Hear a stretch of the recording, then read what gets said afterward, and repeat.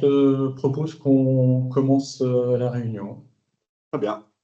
Eh bien, écoutez, bonjour et merci à tous d'être présents pour cette session de la réforme de la facture électronique. Donc, je serai accompagné de Patrice Lecomte, dirigeant de Horizon Group. Bonjour Patrice. Bonjour. Je serai également accompagné de Gilles Grevet, notre directeur commercial, et moi-même, je suis responsable ingénieur d'affaires au sein de Horizon Group. Est-ce que tu veux dire un mot en introduction, Patrice, concernant cette session et les prochaines? En fait, c'est notre première session auprès de nos clients sur la réforme de la facture électronique, qui est un enjeu majeur pour les entreprises d'ici les années à venir, donc d'ici 2 ans, d'ici les mois à venir, d'ici 2 ans. Est-ce que tu veux rajouter quelque chose, Patrice, par rapport à cette première session et les prochaines qui auront lieu? Oui, je vous remercie tout d'abord toutes et tous d'être présents aujourd'hui. Comme le disait Laurent, c'est le premier webinaire qu'on organise autour de la réforme électronique. L'idée d'aujourd'hui, c'est de faire un petit peu d'évangélisation. On a prévu d'autres sessions, notamment la prochaine étant une présentation de ce que sera, alors même si... Patrice, excuse-moi de t'interrompre, mais j'ai l'impression que ton micro est coupé. En tout cas, le symbole micro coupé apparaît sur ta photo. Alors, je voudrais pas. Il n'y a que toi qui peux le brancher. Gilles, tu confirmes ou pas? Oui, mais Gilles? tu nous entends pas, non? Si, mais comme le symbole micro coupé sur le profil De la salle. de, C'est de pour ça Patrice est activé, qu'il est sur mon PC. on entend Patrice. Parfait, merci beaucoup. Patrice, excuse-moi de t'avoir coupé. Non, mais je vois que c'est pas facile, ça commence bien. Bon, non, voilà, vraiment merci à tout le monde encore une fois. L'idée, voilà, d'aujourd'hui, c'est de faire plutôt une session d'évangélisation. On en fera une seconde avant l'été pour plutôt être là sur le produit et qu'est-ce que la PDP autour de Cégide, comment elle fonctionne. Donc, on vous fera une présentation et on aura d'autres sessions au fur et à mesure, on va dire, de l'avancée. Entre 2025 et 2026 pour arriver tranquillement sur septembre 2026 pour, on va dire, tout ce qui sera facturation électronique. J'anticipe un peu, Laurent, je m'en excuse. Donc, je vais laisser la main. Encore une fois, merci vraiment. Je suis content. Je vois qu'il y a beaucoup de monde qui s'est connecté. C'est une attente de beaucoup de monde. Je sais, même à titre personnel, il y a un certain nombre d'entre vous qui m'avaient sollicité. C'est parti et on est à votre disposition tout au long de la session et même en dehors pour répondre à vos interrogations et vos questions. Merci et puis bon webinaire. Merci Patrice. Gilles, tu veux donner quelques règles de vie du webinaire jusqu'à la fin pour comment ça va se passer et après on pourra attaquer dans le vif du sujet. Oui, pour compléter l'intervention de Patrice, effectivement, vos responsables commerciaux habituels, référents, sont bien évidemment là pour répondre à toutes vos questions en complément de ces webinaires, mais on voulait vraiment vous informer dans un ordre général. Moi, aujourd'hui, j'aurai un rôle de modérateur. Donc, vos conversations, je vais y répondre avec Patrice. Et effectivement, on a coupé le micro de tout le monde pour que ce soit plus fluide comme démarche. On pourra, en fin de session, sur une session de questions-réponses, les rouvrir. Mais on va laisser Laurent dérouler la présentation. Eh bien, à tout à l'heure, on est là. Merci Gilles. Donc la réforme de la facture électronique, voilà l'ordre du jour que nous vous proposons dans cette première session. Donc quels sont les objectifs et les principes de la réforme? Donc là, on va essayer de prendre un peu de hauteur pour mettre en perspective quel est l'enjeu de cette réforme et pourquoi tout simplement l'État français a décidé de passer à la facture électronique. Donc ça, c'est le positionnement de la réforme. Ensuite, en tant qu'entreprise, quand dois-je être prêt? C'est-à-dire aujourd'hui, vous, quand devrez être-vous prêt? Et nos clients, quand devront-ils être prêts? Donc c'est tout simplement le calendrier très simple, très facile à retenir, que peut-être vous connaissez déjà pour certains d'entre vous, ou la totalité, mais en tout cas là, on va le préciser de manière factuelle. La facture électronique, c'est quoi? Donc là, on va rentrer dans le détail tout simplement au-delà de la définition et des enjeux, les procédures, les process, quelle technologie, comment ça va se passer. Vous verrez, c'est très simple. Il peut y avoir aussi des idées préconçues. J'espère qu'on tout simplement on les laissera, on les battra tout simplement, on supprimera ces idées préconçues. Ensuite, la plateforme de dématérialisation partenaire, qu'est-ce que c'est? Comment ça fonctionne, à quoi ça sert. Et enfin, la partie la plus proche de vous, l'offre Cegid. Qu'est-ce que propose Cegid? Quel est le positionnement de Cegid sur la facturation électronique, avec un certain nombre déjà de réponses. Elles seront globales. On ne rentrera pas dans le détail aujourd'hui, mais en tout cas, vous aurez une image précise de l'offre Cegid. Sur cette offre Cegid, on présentera ce qu'on appelle ensuite le schéma des flux. Donc, comment est-ce que ça va se passer? Qu'est-ce que c'est? Comment on enverra des factures? Comment on recevra des factures? Vous verrez, c'est très simple. On est toujours dans de l'information générale, mais c'est comme ça qu'on va commencer à comprendre la réforme de la facture électronique. Et puis, on vous proposera les prochaines étapes. Ça sera assez simple, vous allez voir. Alors, comme Gilles vous l'a précisé, n'hésitez pas à poser vos questions à travers le module conversation. On pourra y répondre tout au long de cette présentation. Alors, on va passer tout de suite on va passer tout de suite aux objectifs et principes de la réforme. Alors, la réforme de la facture électronique, elle a 4 objectifs.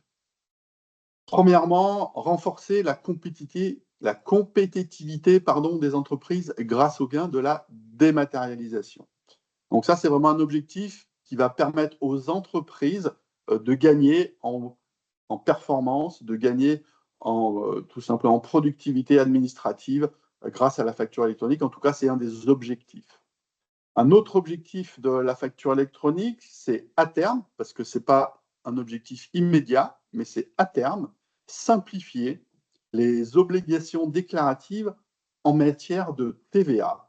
En fait, l'idée, c'est qu'à terme, grâce à la facture électronique, eh bien, on pourra pré-remplir les déclarations de TVA. Alors, ce n'est pas l'objectif numéro 1 de ce qu'on va vous présenter aujourd'hui. D'ailleurs, on ne va pas du tout en parler, et on n'en parlera pas dans les mois à venir, mais il faut voir ça sur le long terme, c'est-à-dire au-delà des dates que je vais vous présenter. Et donc, pourquoi la facture électronique? Eh bien, tout simplement aussi pour simplifier et automatiser la déclaration de TVA.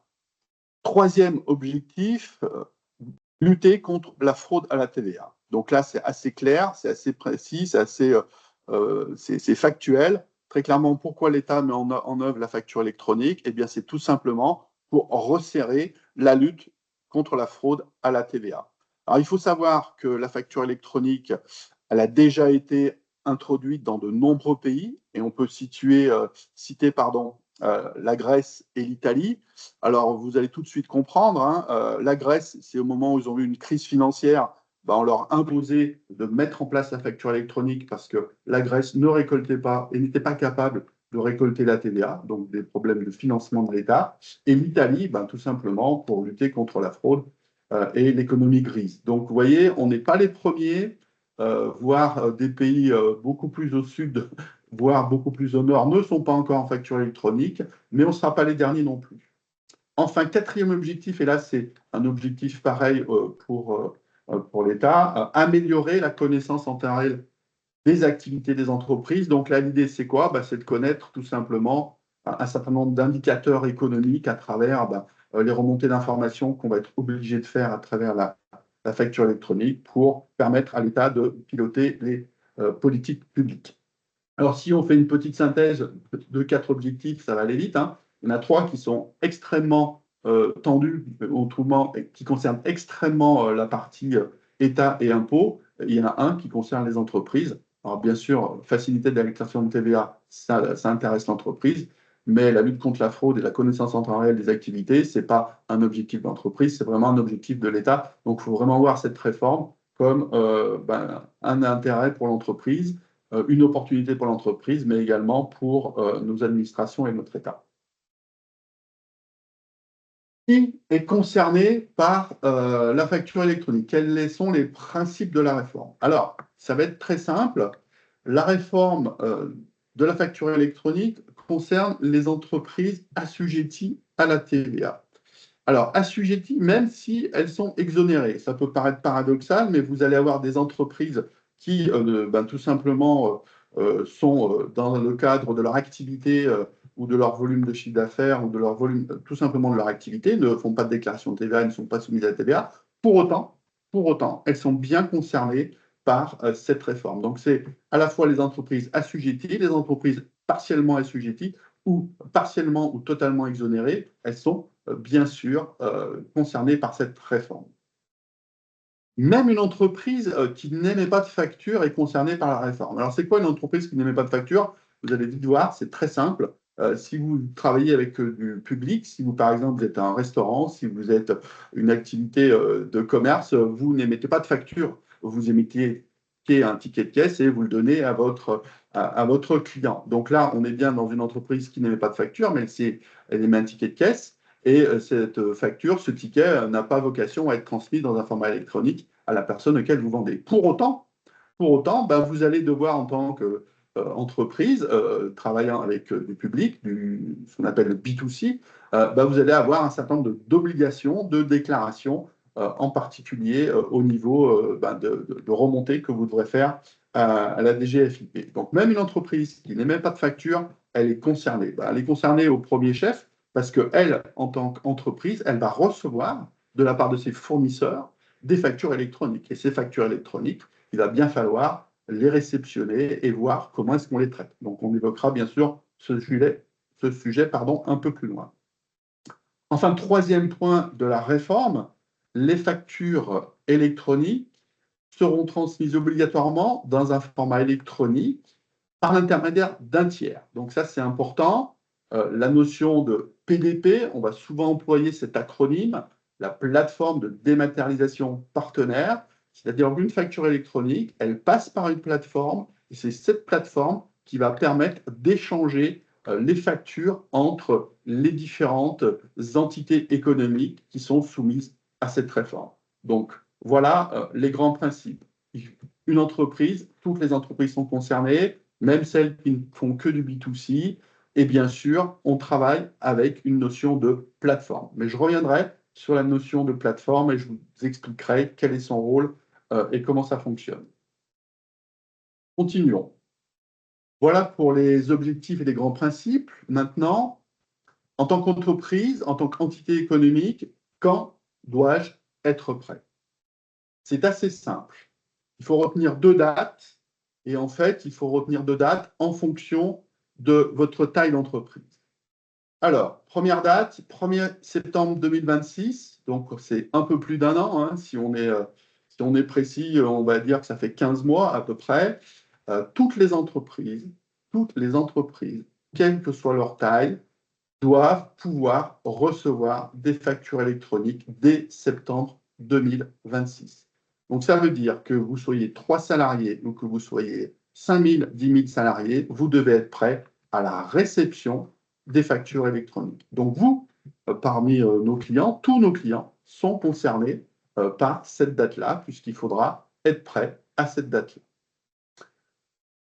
Les grandes entreprises et les ETI, alors les grandes entreprises, c'est un peu le CAC 40 et autour, hein, mais je reviendrai sur cette notion. Les entreprises qu'on appelle les ETI, qu'on appelle entreprises de taille intermédiaire, devront être prêtes à l'émission de leurs factures et de toutes leurs factures à destination de tous leurs clients au 1er septembre 2026.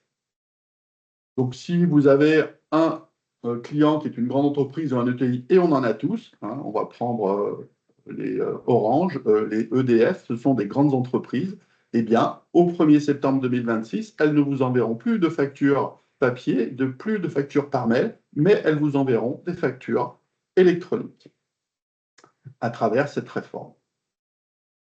Ensuite, les PME et les PE, c'est-à-dire petites entreprises et petites entreprises, PME, petites et moyennes entreprises, et dans la catégorie PE, on met même les auto-entrepreneurs, les micro-entreprises, auront jusqu'au 1er septembre 2027 pour émettre électroniquement leurs factures. Donc l'obligation, c'est au 1er septembre 2027, la PME et l'APE doivent émettre ces factures au format électronique. Alors pourquoi dans mon texte, c'est précisé auront jusqu'au 1er septembre. En fait, si vous souhaitez anticiper, bah, vous pourrez le faire. C'est-à-dire que si vous dites, bah, moi, je suis prêt, je maîtrise parfaitement mon sujet autour de la réforme de la facture électronique, c'est un intérêt pour moi de passer à la facture électronique au mois de juillet 2027, et bien vous pourrez passer au mois de juillet 2027 à la facture électronique. Rien ne vous en empêche. Par contre, vous aurez l'obligation pour tous d'être prêt au 1er septembre 2027. Il y a une quatrième notion qui intervient dans cette réforme, c'est la transmission de données à l'administration qu'on va appeler e-reporting. Je reviendrai tout à l'heure sur cette définition de e-reporting. On va faire un petit point vocabulaire, je vous rassure. En fait, non seulement on va transmettre des factures électroniques entre entreprises, mais on devra informer l'administration d'un certain nombre d'informations qui ne figurent pas sur les factures. Eh bien, le calendrier pour ce reporting électronique sera le même, tout simplement. Voilà pour à quelle date dois-je être prêt. Alors, j'ai fait un petit schéma complémentaire, tout simplement pour que vous ayez une visu beaucoup plus simple. Hein, souvent, comme le dit Gilles, j'aime bien faire un petit schéma. un petit dessin vaut des fois mieux qu'un long discours.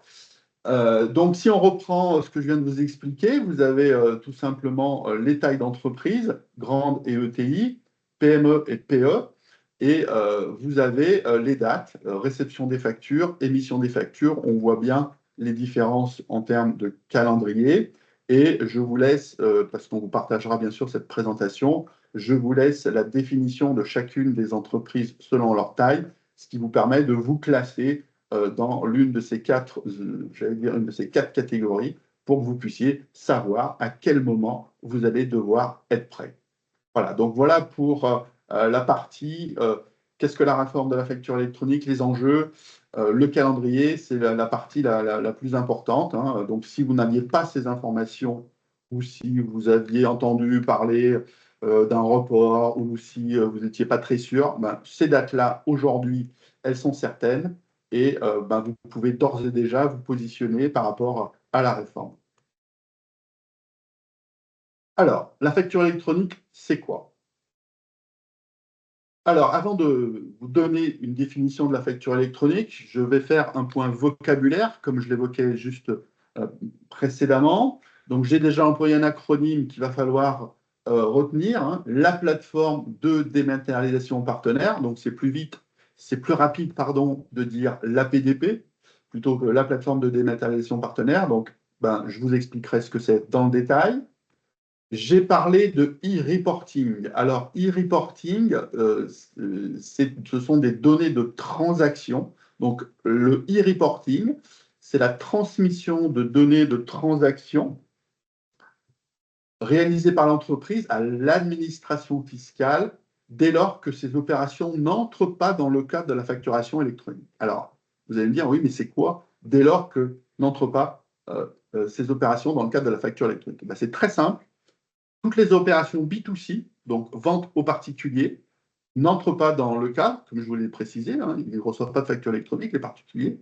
Vous faites un devis à un particulier, vous intervenez chez un particulier, vous vendez quelque chose à un particulier, vous lui faites une facture, mais elle n'a pas l'obligation d'être au format électronique. Pour autant, il y aura une déclaration à faire comme quoi vous avez facturé de la TVA à un particulier. Donc, c'est ce qu'on appelle les opérations B2C, entrent dans le cadre du e-reporting. On a aussi le B2B, c'est-à-dire la vente entre professionnels non domestiques. En fait, c'est tout ce qui est en dehors de la France. Voilà, vente, export.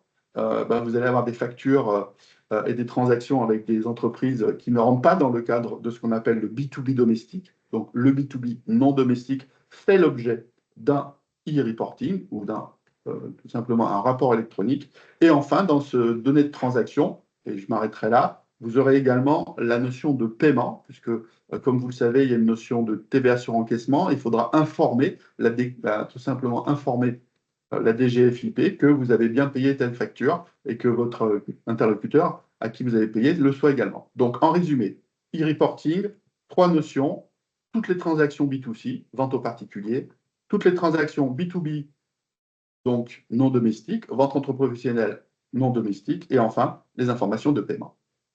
Donc le mot e-reporting, vous allez l'entendre, le voir, voilà à quoi il correspond. Mais rassurez-vous, tout ça c'est prévu par la PDP et par l'éditeur. Vous verrez, ça sera, alors on ne vous le montrera pas aujourd'hui, mais ça sera très simple à mettre en œuvre. Le e-invoicing, alors bien sûr, on aurait pu employer un terme français, mais bon, comme c'est une vocation européenne, la facture électronique, hein, puisqu'il y aura des étapes prochaines autour d'une facture électronique européenne.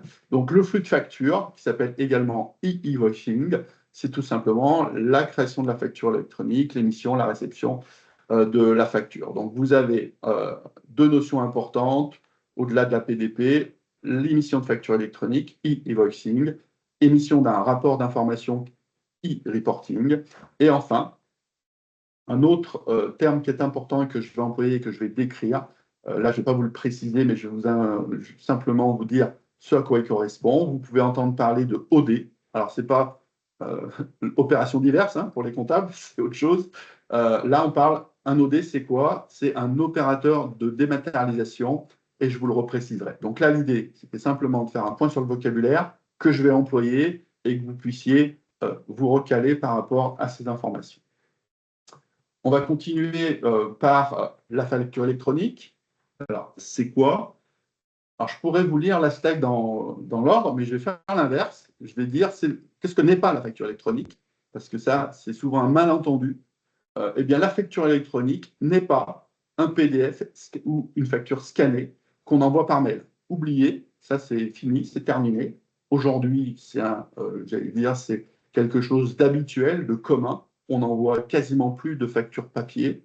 Vous envoyez vos factures soit à travers une application qui envoie directement les factures une fois qu'elles sont éditées, ou vous envoyez en pièce jointe un PDF que vous avez émis. Eh bien, ça n'est pas une facture électronique. C'est une facture dématérialisée, mais ce n'est pas une facture électronique. Donc, ne pensez pas être déjà prêt. Si vous émettez des factures PDF, ne pensez pas être déjà prêt pour la réforme de la facture électronique si vous envoyez des factures PDF. Alors, qu'est-ce que c'est? Alors, une facture électronique, elle respecte un format donné. En fait, il y a trois formats. Le format dit UBL, le format dit C2I et le format Facturix. Je vous passe, j'allais dire, les aspects techniques de définition de ces formats. Vous pourrez aller regarder sur Internet, c'est largement expliqué. C'est très technique, donc c'est pour ça que je ne veux pas rentrer dans ce détail. Retenez simplement que le format le plus commun dont vous allez entendre parler va être le format Facturix, tout simplement parce que c'est un format lisible à travers ce qu'on appelle un PDF qui embarque un fichier XML. Là, je rentre un peu dans les détails techniques, mais trois formats dont je pense demain le plus répandu, le format Facturix. Donc, une facture électronique doit respecter un format, l'un des trois formats. Elle comporte des mentions obligatoires d'une facture sous un format donné dans un champ dédié. Alors, je ne sais pas si ça va fonctionner. Merveilleux, ça fonctionne. Là, je vais vous montrer, pour bien illustrer les enjeux. Vous avez ici, et vous voyez, c'est un document que vous pouvez consulter auprès de la DGFiP, hein, c'est un document public, hein, c'est vraiment tout à fait accessible. Là, je vous montre, pardon, la liste des données de factures listées à transmettre à l'administration. Donc, ça veut dire que votre facture, d'une manière ou d'une autre, elle doit comporter, alors quand je dis d'une manière ou d'une autre, ça dépend de votre régime de TVA, ça va répondre de votre activité, mais d'une manière ou d'une autre, elle doit répondre à toutes ces obligations. Alors, je vous rassure, vous êtes déjà dans un traitement de facture, et donc vous avez déjà largement toutes les informations que vous voyez apparaître ici. Mais, pour la facture électronique, il y en a forcément que vous n'avez pas dans vos factures. Et bien sûr, notre mission, ça va être de vous accompagner pour que vous répondiez à ces obligations d'avoir les bonnes informations dans vos factures. Voilà. Donc ça, c'est pour illustrer quand même les enjeux, c'est-à-dire que j'essaye de montrer que... Oui, pardon, excuse-moi. On ne voit pas la liste des champs. Oui. Ah, merci de m'informer. Et là? Non plus? Non plus. Bon, alors c'est un bug de ma présentation. Je suis désolé. Bon, bah écoutez, c'est pas très grave. Sachez que vous avez 47, vous avez beaucoup, enfin, voilà, donc vous avez des champs obligatoires. Alors, je vais faire une dernière tentative hein, pour quand même que vous puissiez les voir. Si ça veut bien, non, ça veut pas. Donc, je suis désolé de ce contretemps. Merci Gilles. On fera mieux la prochaine fois. Ce que l'on fera, Sachez donc, pardon? de toute façon, le lien est dans le fichier qu'on vous enverra sur Absolument. le résumé de la présentation. OK? Désolé pour ce contretemps. Donc, vous aurez le lien et vous pourrez vous connecter pour voir ces champs obligatoires. Et donc, comme je vous le disais, il y en a des nouveaux, il y en a que vous avez déjà. Et notre mission, ça va être de vous accompagner pour que vos factures soient 100% compatibles. Alors, on revient sur la facture électronique. C'est quoi? Alors, la facture électronique sera transmise au client par l'intermédiaire d'une plateforme de dématérialisation privée, partenaire de l'administration. Donc, comme je vous le disais, on ne fait pas un envoi via mail, mais on passe par une plateforme qu'on appelle une PDP, qui est une société privée, tout simplement, qui est reconnue par l'État, qui a signé un accord avec l'État pour pouvoir assurer cette transaction entre entreprises. Donc, en résumé, un format à respecter, des mentions obligatoires sur un document, une plateforme de dématérialisation, donc ça c'est une vraie nouveauté, et bien sûr, le PDP n'est pas une facture électronique, vous l'avez bien compris. Alors, plateforme de dématérialisation partenaire, ça fait plusieurs fois que j'en parle, la PDP, qu'est-ce que c'est? La PDP, donc, ce sont des entreprises qui vont offrir des services de facturation électronique et de transmission de données. Alors, entreprise privée, aujourd'hui, il faut savoir qu'il y a à peu près 80 sociétés qui se sont déclarées et qui ont un agrément provisoire pour être reconnues comme PDP. Pourquoi provisoire? Je vous l'expliquerai juste après, parce qu'on est en phase de test et aujourd'hui, les agréments définitifs devraient être donnés d'ici la fin de ce semestre. Donc, c'est quoi une PDP? C'est une entreprise qui propose des services de facturation et de transmission de données. Quels sont ces services? Donc, ces services, c'est l'émission de la facture. Alors, plus exactement, j'ai hésité sur le terme émettre ou transmettre.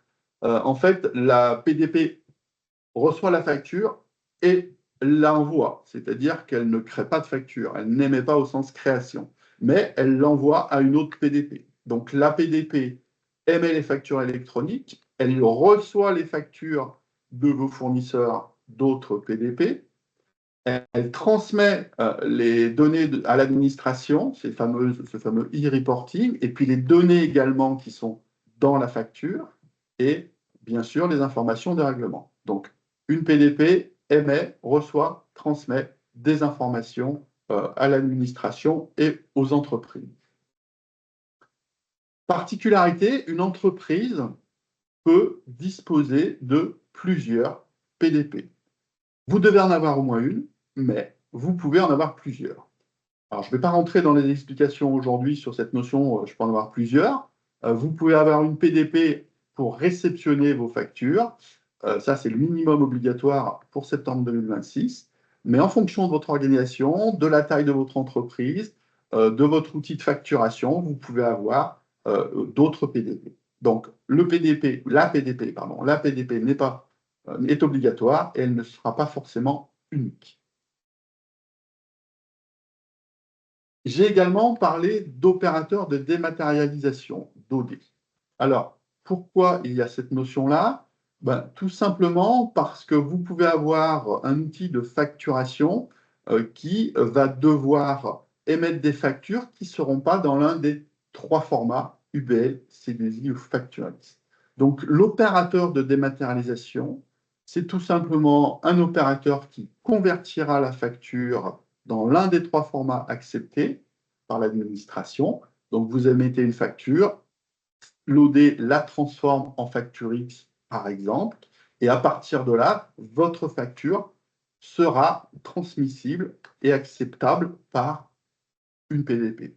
Donc, l'OD ne fait que convertir une facture et il utilise les services d'une PDP pour le reste des transactions. Donc tout à l'heure, hein, je vous ai précisé, émet, transmet des informations, c'est l'APDP. L'OD, lui, ne fait que convertir tout simplement une facture dans un format UBL, C2I ou Facturix.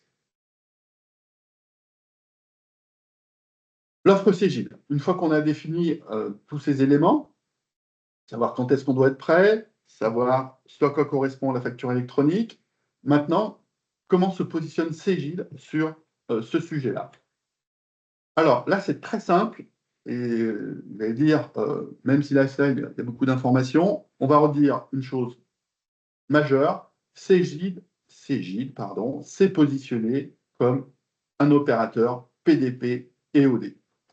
Ça veut dire que Cegid répond à la réforme sur l'ensemble des obligations via à la fois une offre d'opérateur de dématérialisation et ou de PDP, de plateforme de dématérialisation partenaire.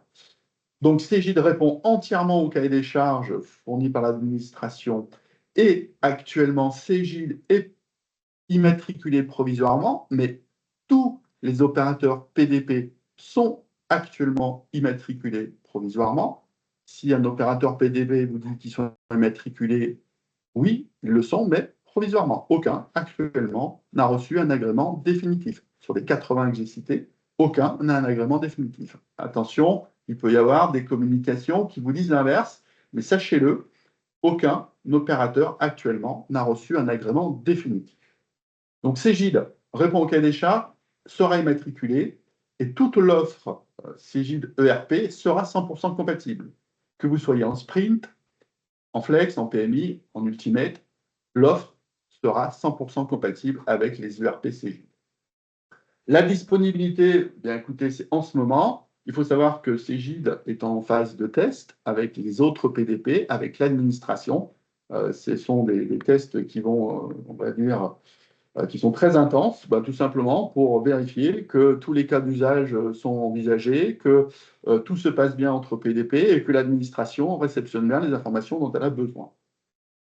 Ensuite, ensemble du scope, donc j'ai déjà précisé ce que c'était que le e-invoicing, hein, donc c'est là tout simplement l'émission de facture électronique au niveau interentreprise, donc ce sont les transactions nationales, donc Cegid va émettre ces fameuses factures au format électronique dans un format Facturix. Cegid va émettre le fameux e-reporting, hein, ce sont les déclarations de transactions B2C, donc commerce, vente au détail ou vente à des clients non professionnels, le B2B non domestique et les données de paiement. Donc Cegid nous accompagnera dans l'émission de ce reporting. Dans la plateforme PDP de Cegid, il y aura également l'intégration dans les applications de ce qu'on appelle le cycle de vie de la facture. C'est intégré et vous aurez une intégration complète avec la PDP Cegid. C'est quoi ce cycle de vie?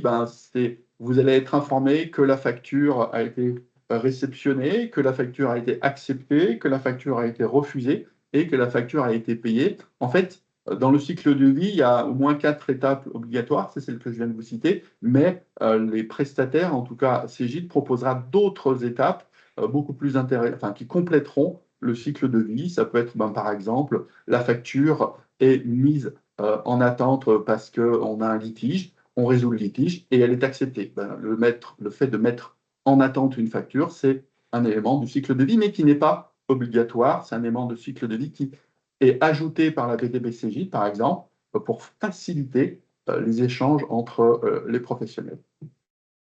Enfin, via une offre OD ou PDP, donc maintenant, la PDP, vous avez compris ce que c'était. L'OD, c'est tout simplement ce qui permet de transformer une facture au format Facturix.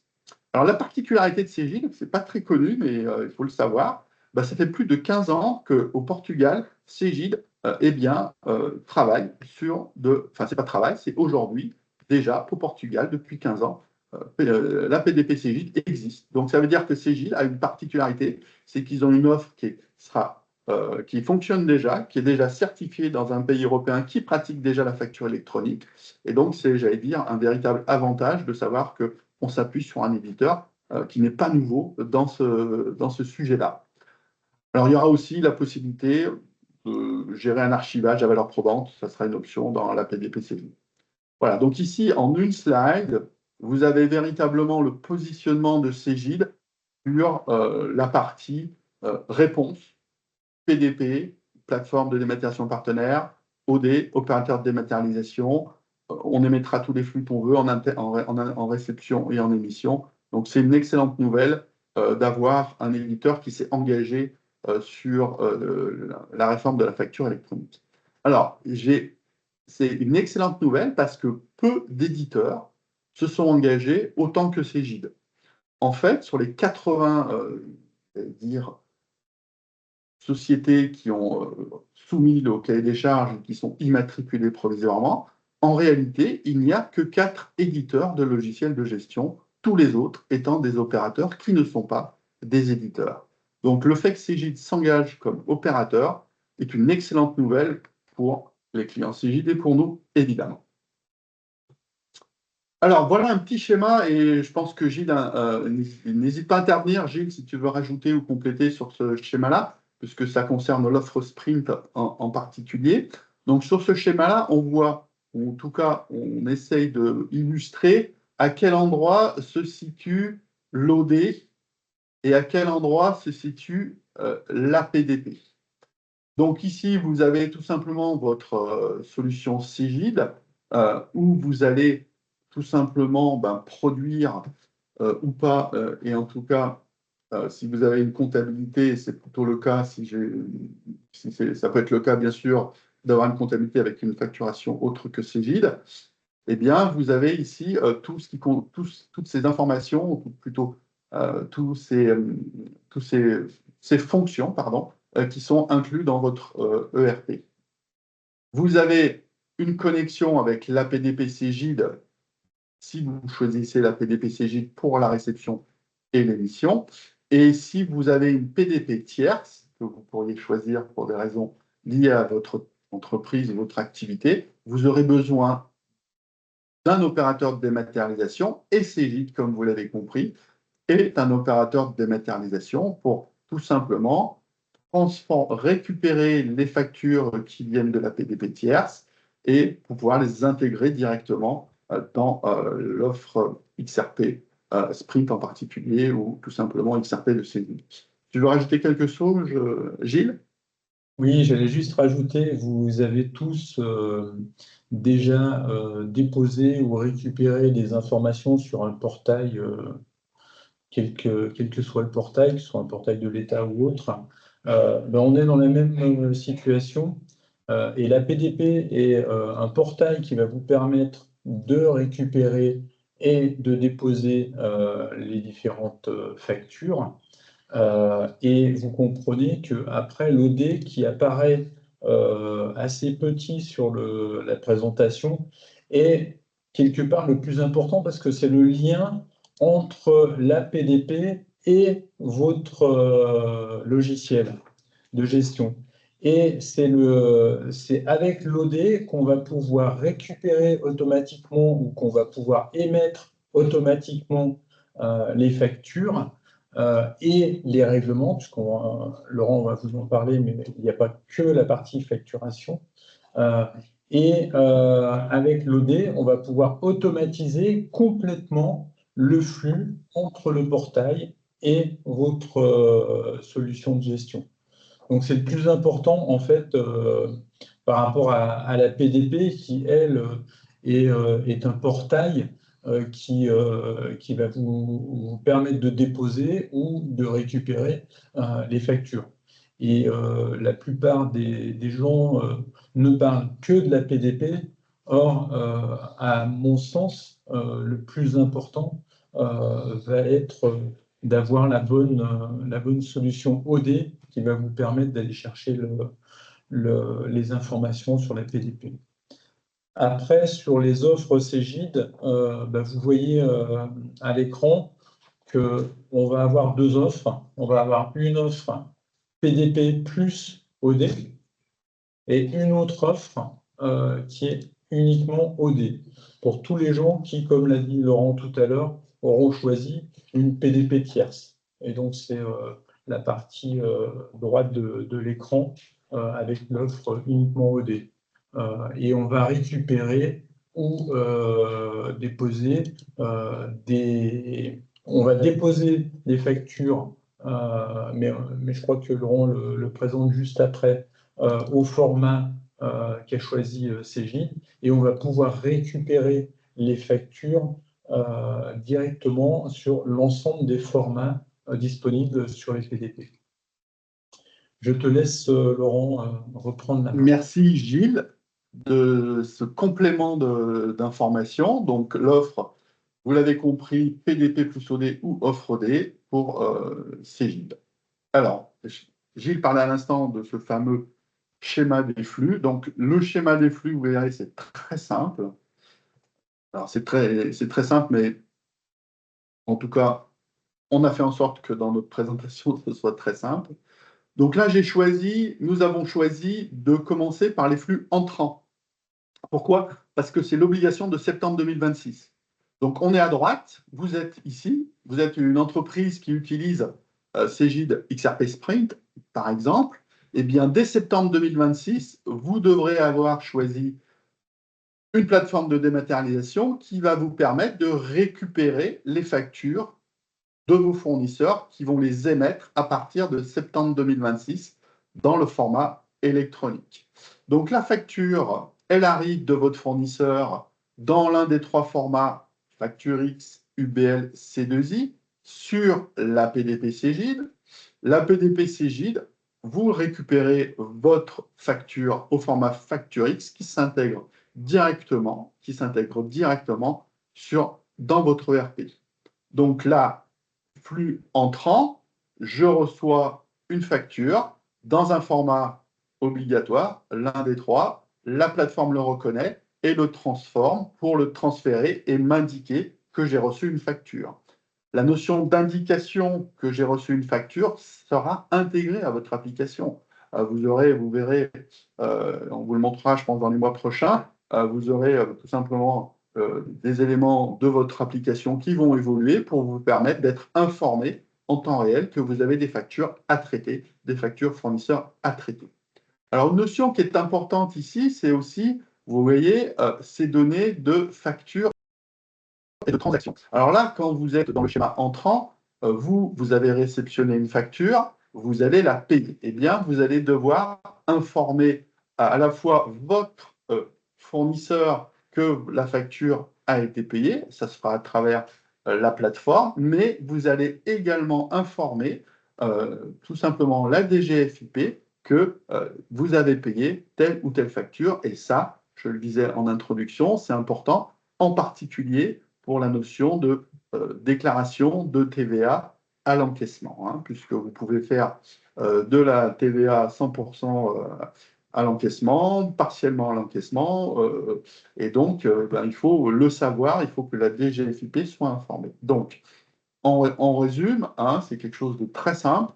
Mon fournisseur m'envoie une facture dans un format légal, XUBL C2I, je le reçois sur ma PDP Cégide, qui m'informe que j'ai reçu dans mon application une nouvelle facture, je l'accepte, je la refuse, je la paye, et quand je la paye, eh bien, il y a une remontée d'informations à travers ce fameux e-reporting qui va à la DGFiP, et bien sûr, mon fournisseur, à travers ma PDP, est informé que cette facture est payée.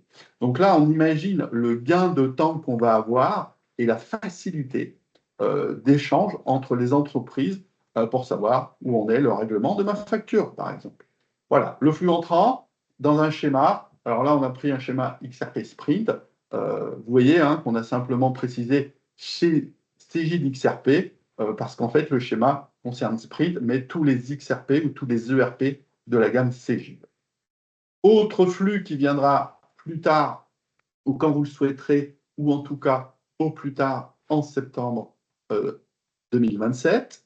Donc là, vous êtes émetteur d'une facture, donc soit à partir de votre XRP Cégide, soit à partir de votre application métier, qui est peut-être une autre application que Cégide.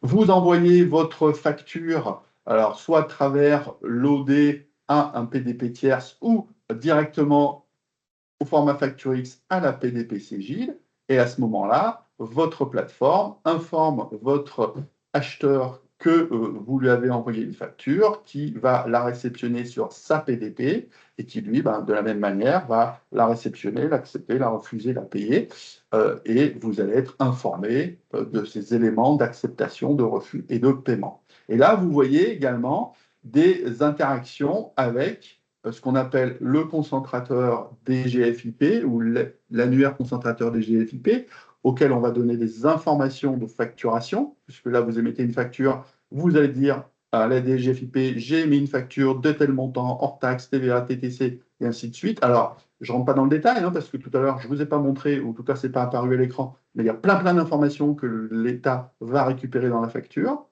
Mais également, vous voyez que ce lien il fonctionne dans les deux sens. C'est aussi à partir de cet annuaire que la PDP Cegid va savoir que votre acheteur utilise tel PDP. En effet, vous émettez une facture, mais à qui ou comment je vais l'envoyer, à quel PDP je vais l'envoyer? Il y en a 80. Vous inquiétez pas, ce n'est pas votre job. C'est le job du PDP, c'est le job de la PDP.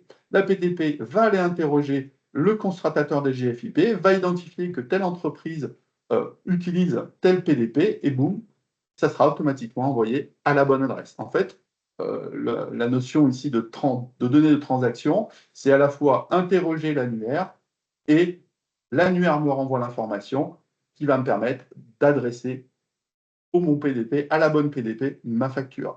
C'est aussi simple que ça. Et bien sûr, il y a des transmissions d'informations dans les données fiscales. Voilà.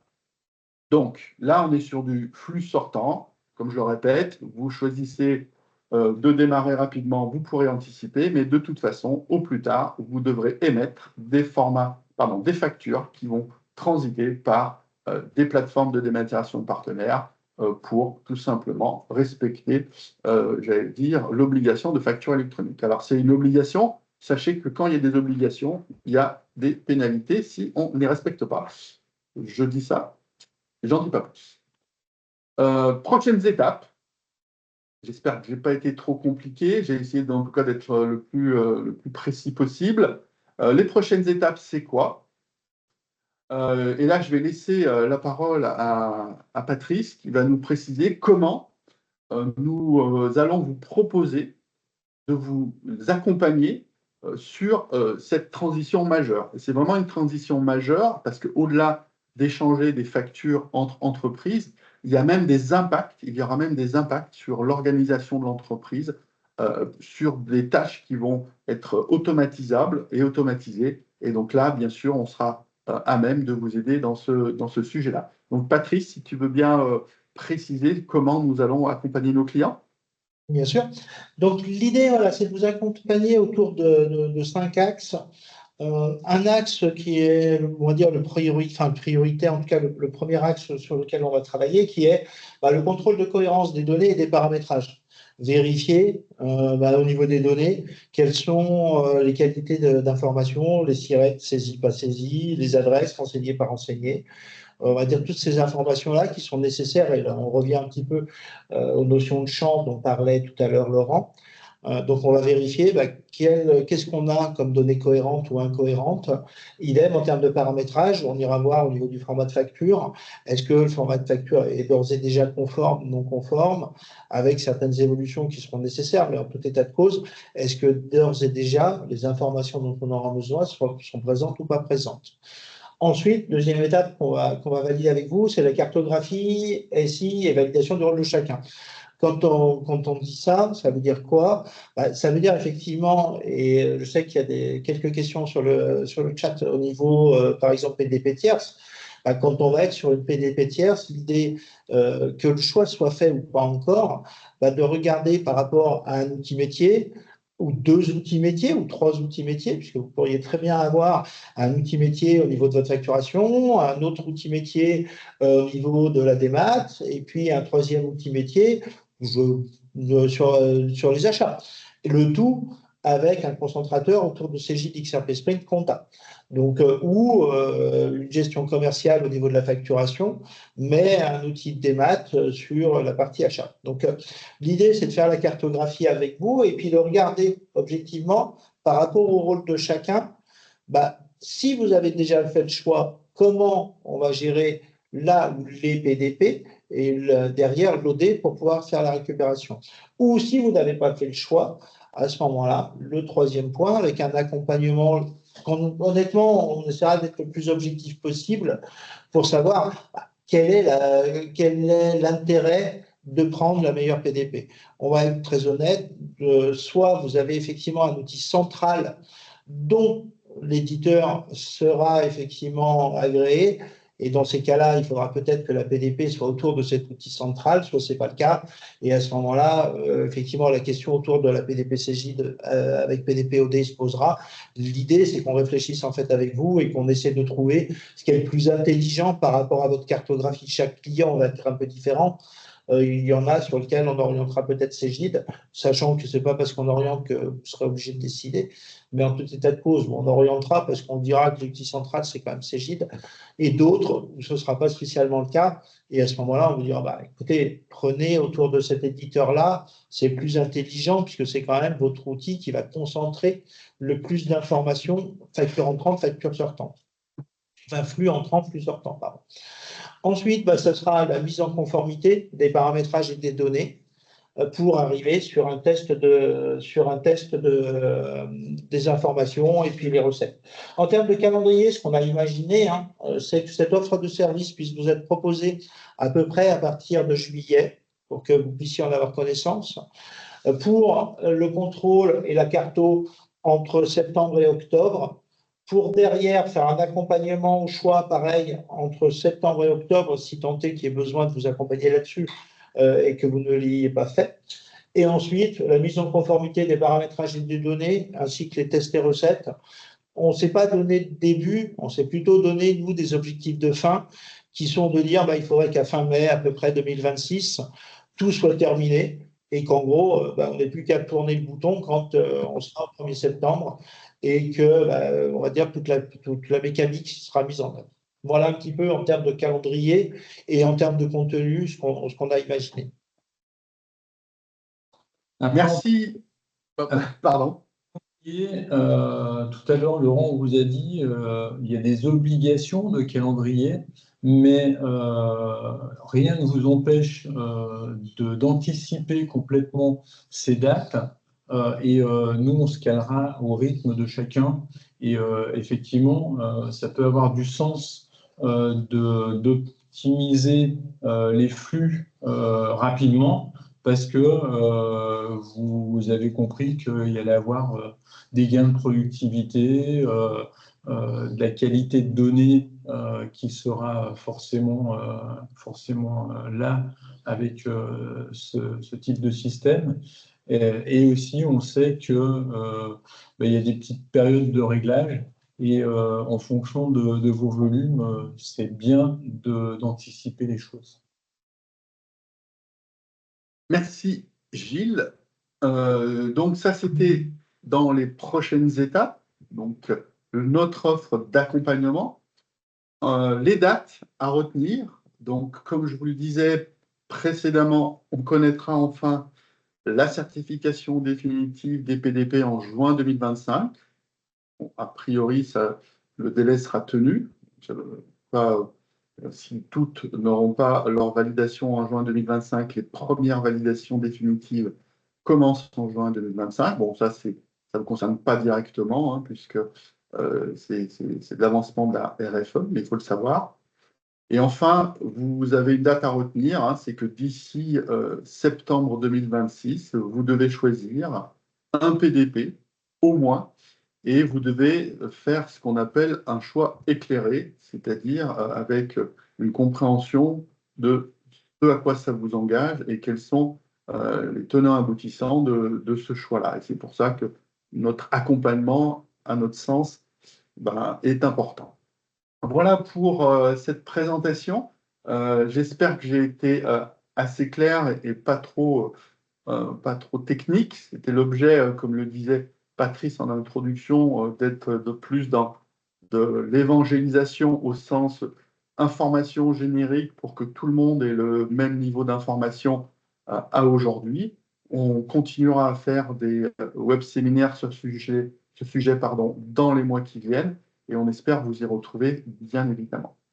Alors maintenant, la parole est à vous. On va ouvrir les micros. Je te laisse faire, Gilles, une petite séance, une séance tout simplement de questions-réponses. J'ai vu que, enfin, j'ai pas vu parce que je n'avais pas trop le temps de regarder les conversations, mais il y a déjà eu des questions dans les conversations. Gilles, si tu veux ouvrir les micros, je te laisse faire et puis que n'hésitez pas à poser vos questions. On essaiera d'y répondre le mieux possible.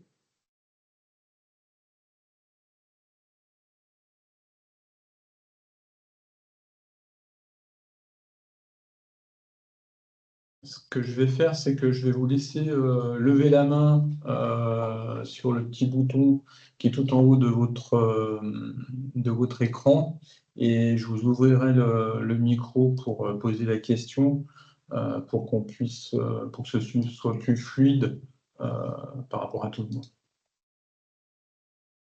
Après, concernant la question de Julien sur la partie technique, il faut qu'on revoie avec Cégide parce qu'on n'est pas allé avec Cégide jusqu'à ce niveau de technicité sur les liens, mais on imagine que Cégide va respecter les flux de sécurité. Et concernant le fait que vous parliez de la partie SaaS, la plupart des clients qui sont autour de la Réunion sont en environnement SaaS et Cégide, de toute façon, travaille énormément pour que tous les clients aillent sur le SaaS.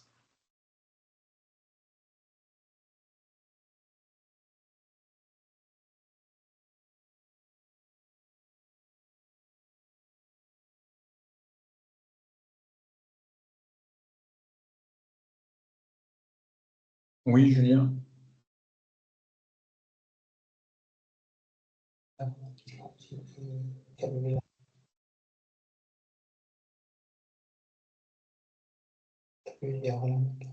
Non, moi c'est OK pour moi. Je crois qu'il y a Orlan qui lève la main. Donc, moi, merci pour le retour. J'ouvre le micro d'Orlan. Bonjour à tous, merci beaucoup pour cette présentation qui a été très claire. Moi, j'avais juste des questions par rapport j'ai cru comprendre que Cégide envisageait 4 montées de version et donc savoir dans les montées de version touchaient quel module et si le module comptable socle finalement était impacté ou pas. Alors effectivement, l'intégralité en fait des modules XRP, que ce soit le module de gestion commerciale appelé autrement trade ou le module finance, effectivement c'est le socle XRP.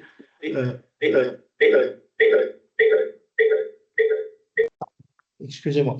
Oui, ce que je disais, c'est effectivement le socle XRP, qu'on soit sur le socle GESCOM, autrement appelé trade, ou la finance, c'est l'intégralité du socle XRP qui devra être mise à jour. Très bien. Et à quel moment, au regard du calendrier de livraison des différentes versions de Cégide? Alors, il y aura une première version, en fait, les trois, il y a la dernière version, on va dire, qui sera sortie, sera avril 2026, avec l'intégralité des éléments. Il y en a une première qui va être en juin, et ensuite, il va y en avoir en octobre, début d'année, et avril de l'année prochaine. D'accord. On peut attendre celle d'avril pour faire la montée de version, qui, de toute manière, si je comprends bien, sera obligatoire. Après, la difficulté, c'est, alors oui, on peut attendre celle d'avril. Maintenant, la difficulté qu'on aura par rapport à ça, ça veut dire qu'il faudra qu'on concentre, il faudra quand même qu'on attaque par rapport à l'offre de service qu'on vous proposait, qu'on travaille quand même sur la qualité de la donnée avant, parce que ça veut dire qu'on va réduire drastiquement les temps de tests et recettes et de modification.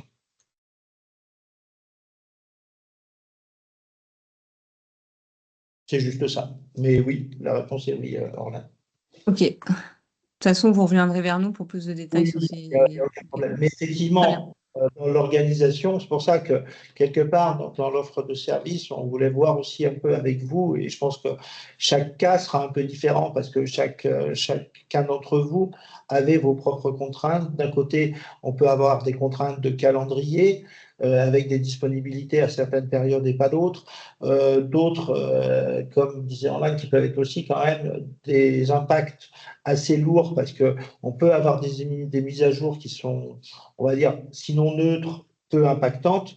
Ça peut ne pas être le cas dans certains de vos contextes où on peut être sur des migrations beaucoup plus lourdes parce que beaucoup d'interactions, beaucoup d'utilisateurs. L'idée, là aussi, ce sera de trouver la bonne adéquation entre tout ce qu'il faudra qu'on fasse en amont et éviter éventuellement trop de mises à jour si chacune des mises à jour est trop impactante. Ok, merci. Après, c'est notre première session, comme on le disait, c'est vraiment une session d'évangélisation de ce qu'elle va être la RFE.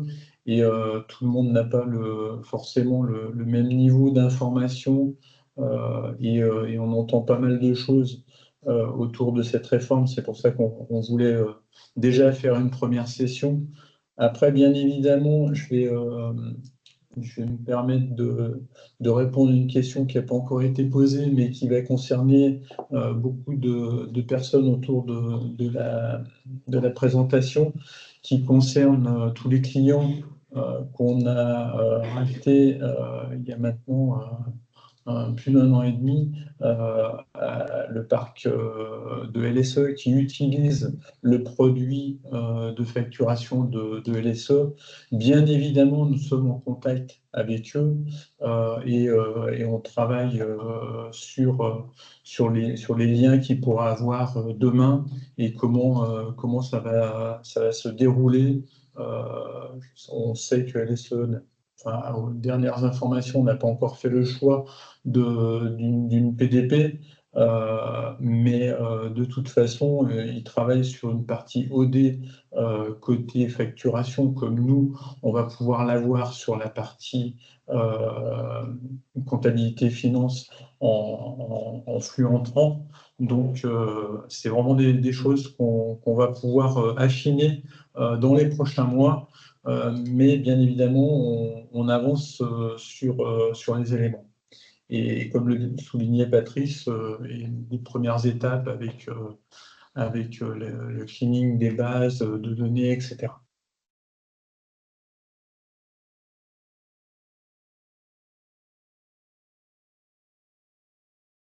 Je ne sais pas si vous avez d'autres questions pour cette première session, mais effectivement, on voulait la faire sur une heure. On est bien dans le timing.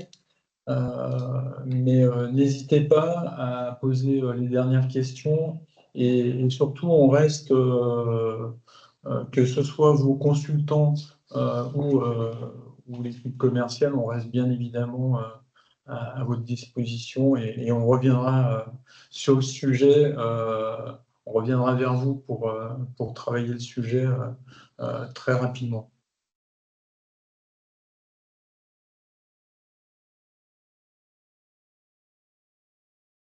S'il n'y a pas d'autres questions, Patrice, je te laisse le mot de la fin.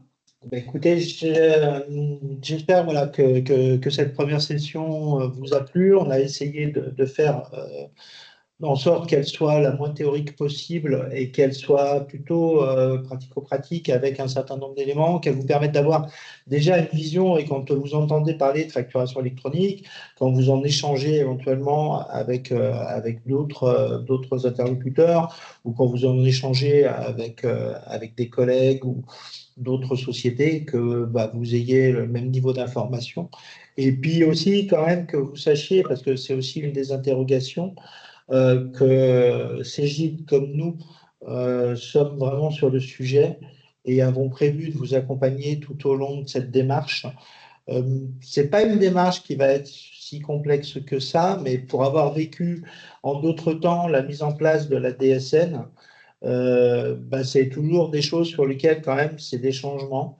Il y a plus de process un peu automatisés, mais ça veut dire aussi qu'un certain nombre de renseignements doivent être intégrés, que la qualité doit être là. Et sachez que tout au long de cette démarche-là, on va vous accompagner et que on sera présent à chacune de ces étapes. Merci à tous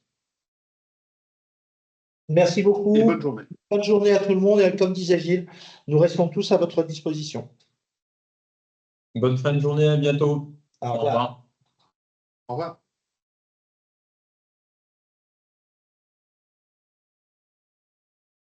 T'as coupé? Tu l'as enregistré? Ouais, ça enregistre automatiquement.